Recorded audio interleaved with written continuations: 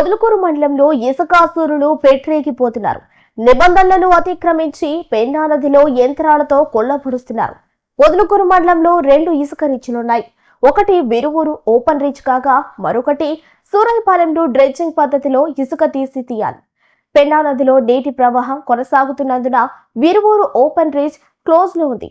సూరాయిపాలెం reach లో బోట్ల ద్వారా dredging పద్ధతిలో ఇసుక తీసి డంపింగ్ యార్డుకు తరలించి అక్కడి నుంచి వాహనాల ద్వారా ఇసుక సరఫరా చేయాల్సి ఉంది. అయితే ఇక్కడ కాంట్రాక్ట్ పొందిన వ్యక్తి ఏకంగా పెన్నా నదిలో నీటి ప్రవాహాన్ని మళ్లించి రోడ్లు వేశారు.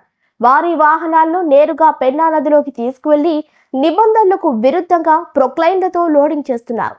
పొదలకూరు మండలంలో ఇసుకాసురులు పెట్టరేగిపోతున్నారు. నిబంధనలను అతిక్రమించి పెన్నా నదిలో యంత్రాలతో కుల్లపొడుస్తున్నారు. పొదలకూరు మండలంలో 2 ఇసుక రీచ్లున్నాయి. ఒకటి విరువూరు ఓపెన్ రీచ్ కాగా మరొకటి సూరాయిపాలెంలో డ్రెడ్జింగ్ పద్ధతిలో ఇసుక తీయాలి. పెన్నా నదిలో నీటి ప్రవాహం కొనసాగుతున్నందున విరువూరు ఓపెన్ రీచ్ క్లోజ్ లో ఉంది. సూరాయిపాలెం రీచ్ లో బోట్ల ద్వారా డ్రెడ్జింగ్ పద్ధతిలో ఇసుక తీసి డంపింగ్ యార్డుకు తరలించి అక్కడి నుంచి వాహనాల ద్వారా ఇసుక సరఫరా చేయాల్సి ఉంది. అయితే ఇక్కడ కాంట్రాక్ట్ పొందిన వ్యక్తి ఏకంగా పెన్నా నదిలో నీటి ప్రవాహాన్ని మళ్లించి రోడ్లు వేశాడు.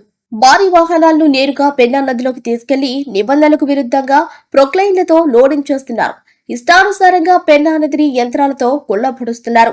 ఇసుకాసురులు అధికార పార్టీకి చెందిన వారు కావడంతో అధికారులు అటువైపు కన్నెత్తి కూడా చూడటం లేదు. పర్యవేక్షించాల్సిన మైనింగ్ శాఖ మామూళ్ల మత్తులో జోగుతుందనే విమర్శలు వినిపిస్తున్నాయి.